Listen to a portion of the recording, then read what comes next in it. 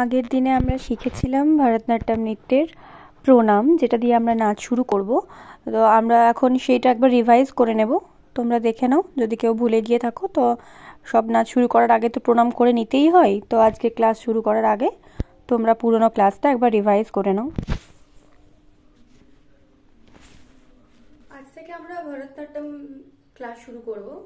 তো প্রথমেই আমাদের এটা জানা দরকার যে আমাদের ভারতে 7 প্রকার শাস্ত্রীয় নৃত্য আমরা দেখতে পাই। তার মধ্যে অন্যতম হলো ভরতনাট্যম। তো আমাদের আজকের শিক্ষার মূল বিষয় হলো ভরতনাট্যম নৃত্য। তো কিছু বেসিক ইনফরমেশন আমাদের এই ব্যাপারে অবশ্যই জেনে রাখা উচিত। সেটা হচ্ছে যে এই নৃত্যের সৃষ্টি হয়েছিল দক্ষিণ ভারতের তামিলনাড়ুতে। মনে করা হয় যে নাট্যশাস্ত্রের রচয়িতা ভরত মুনির নাম অনুসারেই আমরা এই নৃত্যের নামকরণ করতে পেরেছি ভরতনাট্যম। এবং নানা মতান্তর আছে অবশ্যই, সেগুলো নিয়ে আমি বিস্তারিত আলোচনা করছি না। তো আমাদের এখন মূল বিষয় হলো যে ভরতনাট্যম নৃত্যে আমরা আঢাউ দিয়ে শুরু করবো। আঢাউ হচ্ছে এর বেসিক স্টেপ। আঢাউ না জানলে আমরা ভরতনাট্যম নৃত্যের আইটেমে যেতে পারবো না, কিছু ক্রিয়েট করতে পারবো না।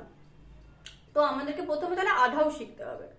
আঢাউর মধ্যে যেটা প্রথম টাট্টা আঢাউ, আমি আজকে টাট্টা আঢাউরের দুটো স্টেপ শেখাতে চলেছি। তোমরা দেখো, চেষ্টা করো।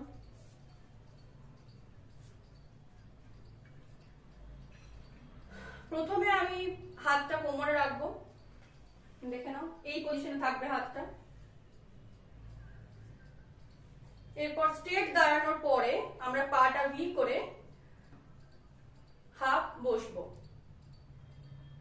শুরু করছি। তে আ তে তে আ তে তে আ তে তে আ তে। তাহলে আমরা কি করলাম এটাতে? আমরা নিজের পজিশনে বসে একবার ডান পা একবার বাঁ পা অল্টারনেটিভ করে করছি। এবার আমরা আসবো 2 নম্বরে। 2 নম্বরে একই জিনিস হবে, শুধু ডান পা দুবার বাঁ পা দুবার, বাকি সব একই। তাহলে আমরা করছি 1 2 3 স্টার্ট। তে আ তে তে আ তে তে আ তে তে আ তে। শেষে প্রণামটা আমরা আরেকবার করে নেব। নাচের শুরুতে এবং শেষে প্রণাম করে নিতেই হয়। প্রণাম হয়ে গেলে আজকের ক্লাস আমরা এখানেই শেষ করব। নেক্সট ক্লাসে আবার আসছি।